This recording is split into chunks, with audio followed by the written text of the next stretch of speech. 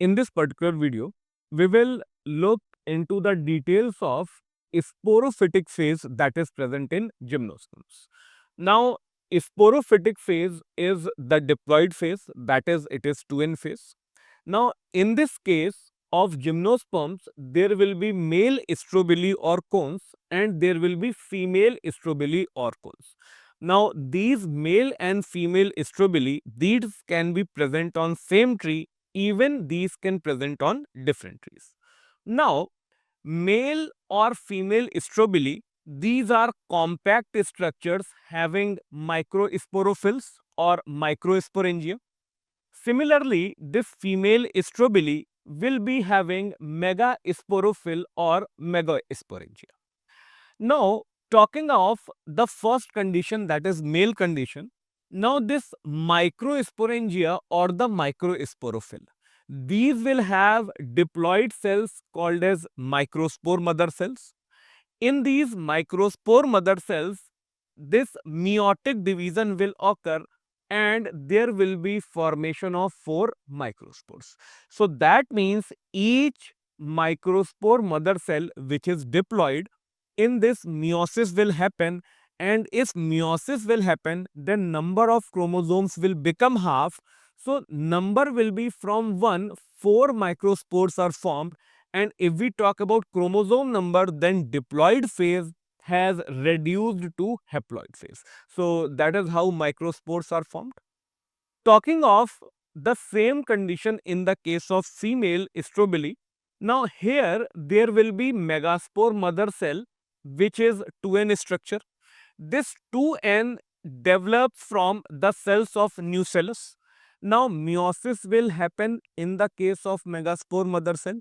So again 4 megaspores, haploid megaspores will be formed, but in this case the special condition is that the 3 megaspores will degenerate and only one will survive. So that means in the case of male strobili, each microspore mother cell will form 4 microspores.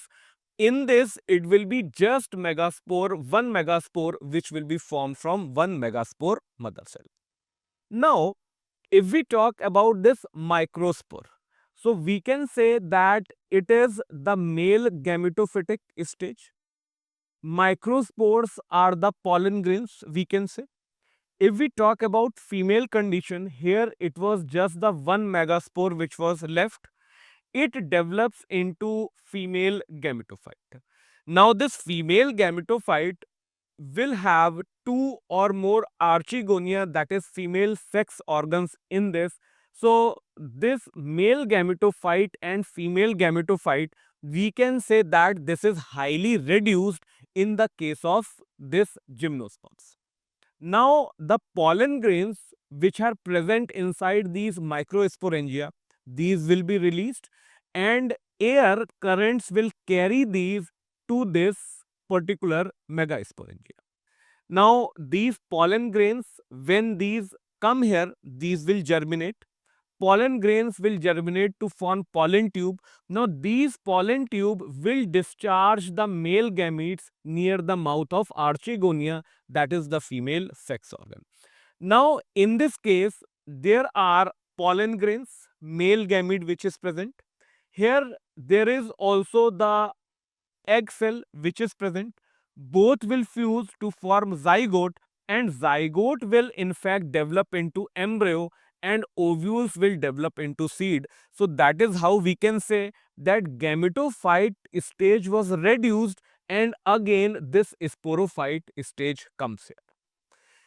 In this, if we compare with bryophytes and pteridophytes, in gymnosperms, male and female gametophytes do not have an independent free living existence, because in the case of male, this gametophyte is actually the pollen grain or the microspore, and in the case of female, it is present here, which is present in the case of female gametophyte. After this, coming to the examples of gymnosperms, the first example is giant redwood tree, the sequoia. Second is the cycas. We can look into this diagram. This is the cycas used as ornamental plant. The third is Pinus. This is an example of Pinus. Next, we have shown here the ginkgo. Ginkgo is also known as living fossil. After this, cedrus is there and conifers are there. So these are the common examples of gymnosperms.